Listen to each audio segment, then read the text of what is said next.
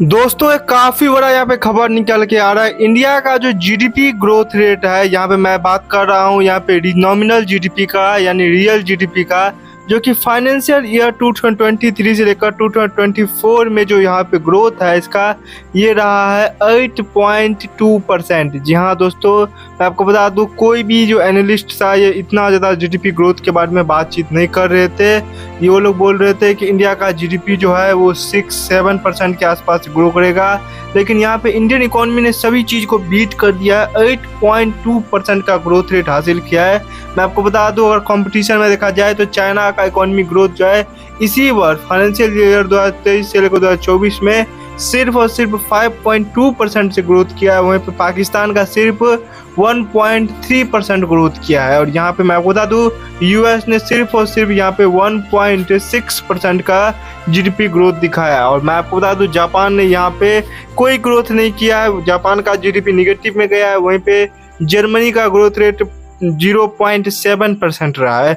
इसी हिसाब से रशिया यूक्रेन जंग चल रहा है, इजराइल हमास वार चल रहा है, और इस कारण से सबसे ज़्यादा अगर कोई कंट्री इफेक्ट हुआ है तो यहाँ पे ये इंडियन ओशन का कंट्री इफेक्ट हुआ है। क्योंकि आप लोग जानते होंगे जितना भी रेड सी बात करें यहाँ बात करें यहाँ से जो जाता है ट्रेड होकर यूरोप तक, उसमें गल्फ में बात करें तो यहाँ पे यमन हुती का कितना बड़ा खतरा है। इसके जरिए जो है मैं आपको बता दूं स्विस कैनाल जो सबसे नज़दीक होता था उसके जरिए ट्रेड नहीं हो पा रहा है। बड़े बड़े कंपनी जो है उस बाटे जाने से मना करते हैं और इससे कहीं ना कहीं इंडिया का एक्सपोर्ट प्रभावित होता है काफ़ी ज़्यादा।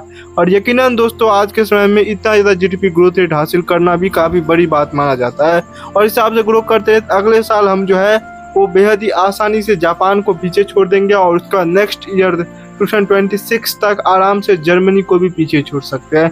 उसके बाद हम दुनिया के तीसरे सबसे बड़े इकोनॉमी बन जाएंगे, लेकिन असल खेल उसके बाद ही शुरू होगा। उसी वक्त में माना जाता है कि अगर इसी तरीके से भी चीन ने ग्रो किया उस समय तक चीन जो है वो यूनाइटेड स्टेट ऑफ अमेरिका को पीछे छोड़कर दुनिया की सबसे बड़ी इकोनॉमी बन चुका होगा। और मैं आपको बता दूं उसके बाद यहाँ पे एक रेस शुरू होगा इंडिया, चाइना और यूएसए का। खास करके यूएसए उतना तो ग्रो नहीं करने वाला, लेकिन इंडिया और चाइना का जो है एक काफ़ी बड़ा इकोनॉमिक रेस शुरू होने वाला है। और यहाँ पे हमको यकीनन अपने इंफ्रास्ट्रक्चर को काफ़ी मजबूत करना है। अगर इंफ्रास्ट्रक्चर मजबूत करेंगे तो हमारा यही जीडीपी जो 8.2% ग्रो किया है ये आराम से 10%, 11% का ग्रोथ हो सकता था अगर हम यहाँ पे और भी ज़्यादा इंफ्रास्ट्रक्चर में इन्वेस्ट करें। चीन का इकोनॉमिक ग्रोथ के पीछे सबसे बड़ा हाथ है मैन्युफैक्चरिंग, और उसके बाद दूसरा सबसे बड़ा हाथ है, बोल सकते हैं शायद जीडीपी में सबसे बड़ा हाथ है वो है वहाँ का जो है बात करें यहाँ पे इंफ्रास्ट्रक्चर इंडस्ट्री का। चीन बड़े बड़े स्काईस्क्रैपर्स, बड़े बड़े पुल, बड़े बड़े हाईवे, बड़े बड़े रेल का प्रोजेक्ट शुरू करता है हाई स्पीड। पूरे चीन में जिस तरीके से हमारे देश में नॉर्मल ट्रेन चलता है, सेमी हाई स्पीड ट्रेन चलता है, उसी तरीके से यहाँ पे पूरे चीन के अंदर में आपको हाई स्पीड बुलेट ट्रेन का नेटवर्क देखने को मिल जाता है।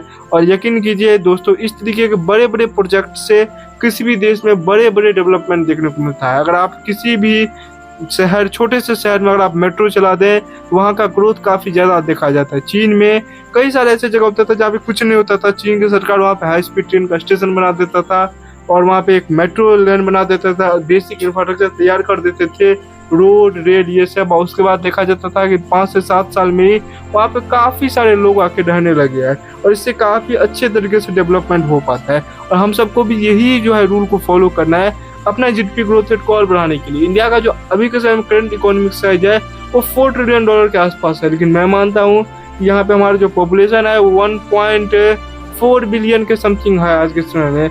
और इतना ज़्यादा पॉपुलेशन के साथ अगर देखा जाए तो हमको इतना कम जीडीपी लेकर काम नहीं चलने वाला है। कम से कम हमारा जीडीपी का साइज जो है $20 ट्रिलियन आज के समय में होना चाहिए था मिनिमम।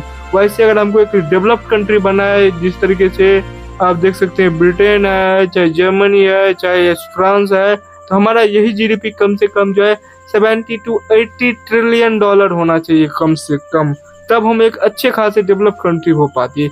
और हमको इस इकोनॉमिक साइज को जो है हासिल करना है। देखिए हम यूनाइटेड स्टेट के साथ खुद को कंपेयर नहीं कर सकते हैं क्योंकि यूएस का पॉपुलेशन हमसे बहुत ही ज़्यादा कम है और हमारा पॉपुलेशन काफ़ी ज़्यादा है। हमें अगर हमारे देश को एक डेवलप्ड कंट्री बनाना, लोगों को स्थिति मजबूत करना है, तो यकीनन हमको जो है हमारे देश में जीडीपी पर कैपिटा इनकम को ग्रोथ करना पड़ेगा और उसके लिए जीडीपी का साइज भी बढ़ेगा। कम से कम 60 to 70 ट्रिलियन डॉलर का जीडीपी हमारा जो होना चाहिए। उसके बाद ही यहाँ का लोगों का औसतन जो जीवन का स्तर है वो काफ़ी ज़्यादा अच्छा होगा और हमको उसी के ऊपर फोकस करना चाहिए। हमें हर वर्ष जो है जीडीपी का जिस तरीके से टारगेट बनाते हैं उस तरीके से जीडीपी पर कैपिटा इनकम का एक टारगेट बनाना चाहिए कि इस वर्ष इतना बढ़ेगा और उस हिसाब से प्लानिंग करना चाहिए ग्राउंड पे जाके। उससे मेरा काफ़ी ज़्यादा ये मानना है कि काफ़ी बदलाव आपको देखने को मिल सकता है इंडिया की इकोनॉमी में। दोस्तों, आप हमारी इस बात से एग्री करते हैं या फिर नहीं करते हैं, आप लोग कमेंट करके हमें बता सकते हैं। आपका क्या कहना है इस पर? प्लीज़ चैनल को सब्सक्राइब कीजिएगा और इस वीडियो को अपने दोस्तों के साथ भी जरूर शेयर कीजिएगा। नमस्कार, फिर मिलेंगे अगले किसी इंटरेस्टिंग वीडियो में आपके साथ। नमस्कार दोस्तों।